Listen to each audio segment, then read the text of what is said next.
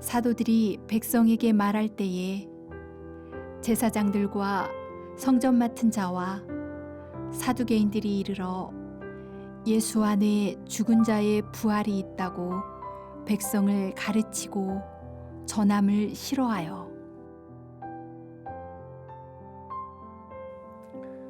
중국 북경의 천안문 광장에 가보신 일이 있으신가요?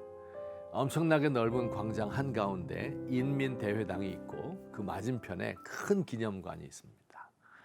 사람들이 줄 서서 입장을 기다리고 교복을 입은 학생들도 손에 꽃을 들고 기다리고 있습니다.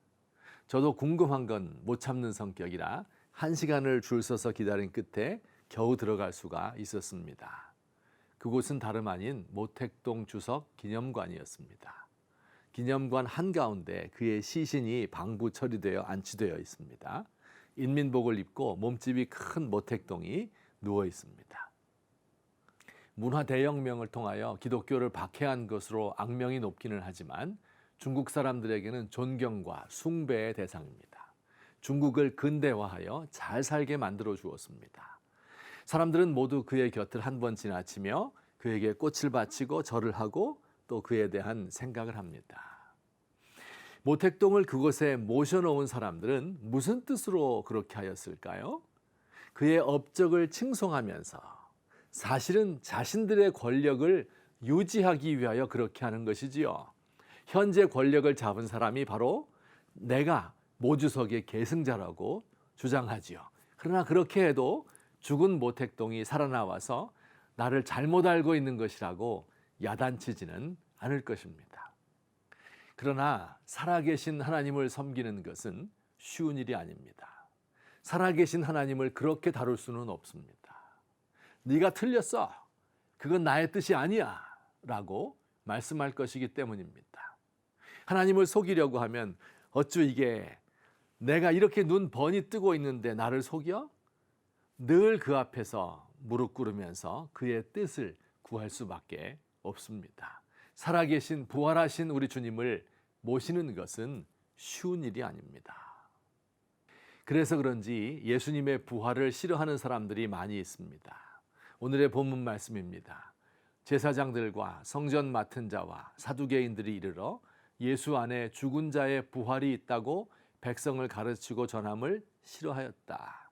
여기 제사장들은 성전에서 제사를 드리는 일을 하는 성직자의 대표들이지요. 성전 맡은 자는 성전의 경호를 책임진 자이고 사두개인은 제사장 가문으로 이루어진 유대인 종파로서 상당한 정치적 영향력을 행사하는 계급입니다. 이들이 예수님의 부활을 전하는 제자들을 가두고 협박하고 때렸습니다. 이들이 왜 예수님의 부활을 그렇게 싫어하였을까요? 예수님이 부활하였다면 그는 메시아일 것이고 메시아는 곧 성전의 주인입니다. 정말 예수 그리스도가 메시아라면 그들은 자기들이 가진 권력과 이익을 모두 내려놓고 그에게 복종해야 할 것입니다. 자신들이 지금까지 이루어 놓은 성전의 체제와 시스템이 일대 혼란을 겪을 것입니다.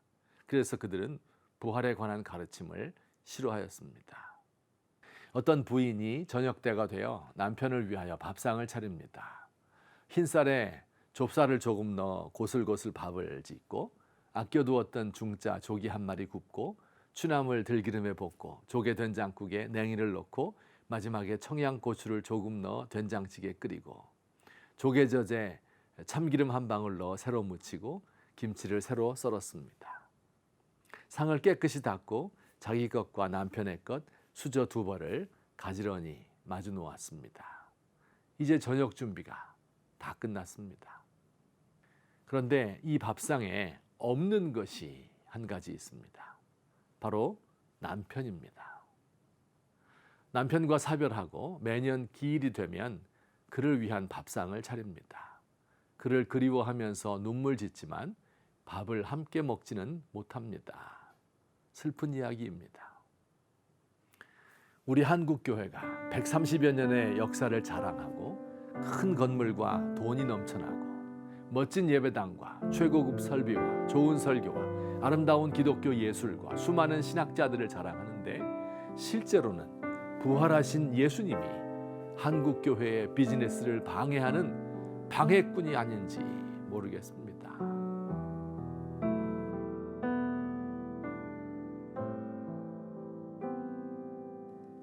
우리는 죽어 무덤에 묻힌 예수님을 기념하는 것이 아니라 살아계신 주님을 모시고 섬깁니다. 행여 당신의 뜻에 어긋날까 노심초사하며 당신의 의중을 살핍니다. 당신을 이용하여 이권을 챙기거나 내 멋대로 이러쿵 저러쿵 당신을 판단하고 정리하고 묘사하지 않습니다.